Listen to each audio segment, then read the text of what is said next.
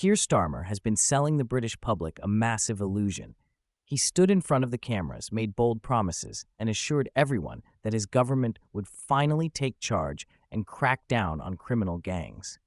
He funneled millions into flashy new initiatives, ramped up the tough rhetoric, and expected the public to believe he had everything under control. But now, the truth is out. The numbers are in. And Starmer's grand deception has just spectacularly collapsed. What's happening right now? The exposure, the failure, the lack of control. This disaster is entirely of his own making. Let's break it all down. But first, don't forget to hit the like button and subscribe for more British content. In just the past 5 days, more than 1,300 migrants have crossed the English Channel illegally, as revealed by GB News. That's a staggering number, and the only thing preventing it from being even worse was the bad weather. After months of storms battering the channel, a break in rough seas has triggered a surge in crossings. And the numbers paint a devastating picture for Starmer and his so-called plan to crush the gangs.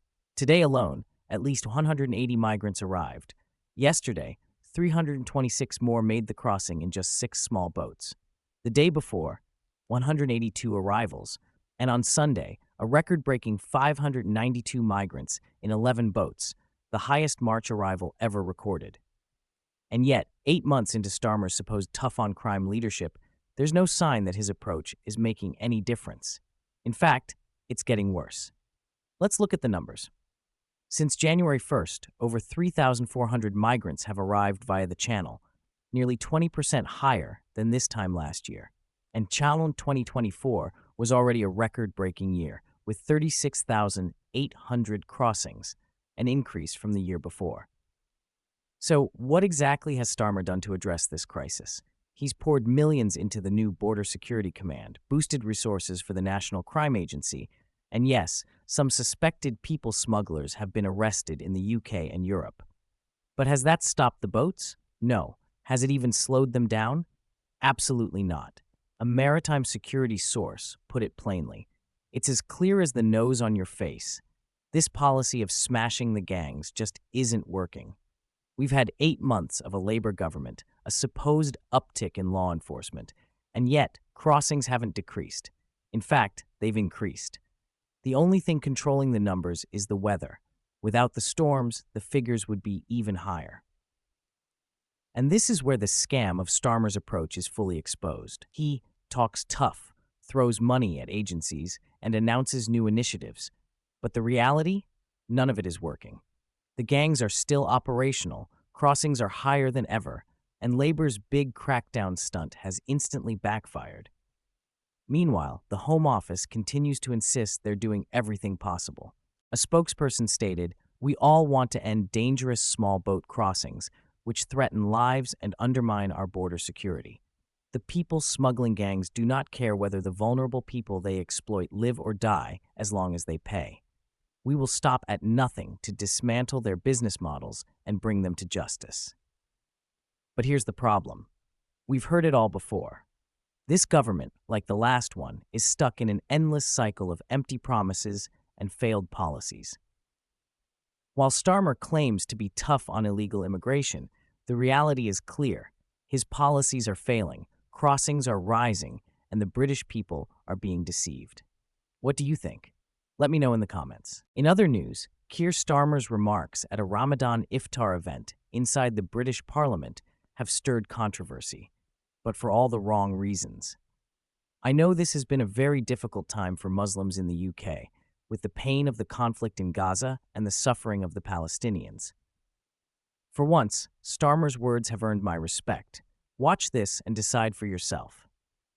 I absolutely wanted to be here for today, for this event, and to have the first of these events here in Westminster Hall is really, really fantastic.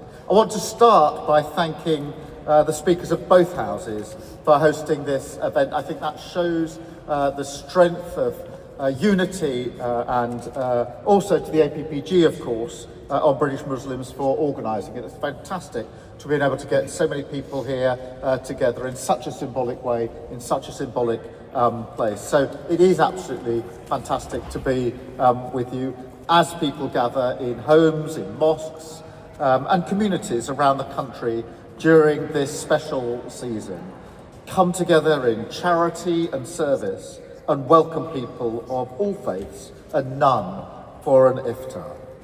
Now don't worry, I'm not going to speak for too long because I hear the food tonight is fantastic and we all want to get to that sooner rather than later. But it's excellent to be here to celebrate with you, and not just to celebrate, to say thank you. Thank you for the incredible contribution of British Muslims to the United Kingdom, something we're really proud of across the whole of our society. In every community in Britain, you see Muslims making a difference, helping to deliver every single one of the government's missions. In business, helping to grow our economy. In education, giving our young people the opportunities that they deserve. In our NHS, of course. In charity work, British Muslims are amongst the most generous group in the United Kingdom and beyond. So I must say thank you to you for all of that, and particularly what I know has been a very difficult time for Muslims here in the United Kingdom, with the pain of the conflict in Gaza and the suffering of the Palestinians. I've been profoundly moved. So, what are your thoughts on everything we covered in today's video? Let me know in the comments below. And don't forget to hit the like button and subscribe to the channel for more British content.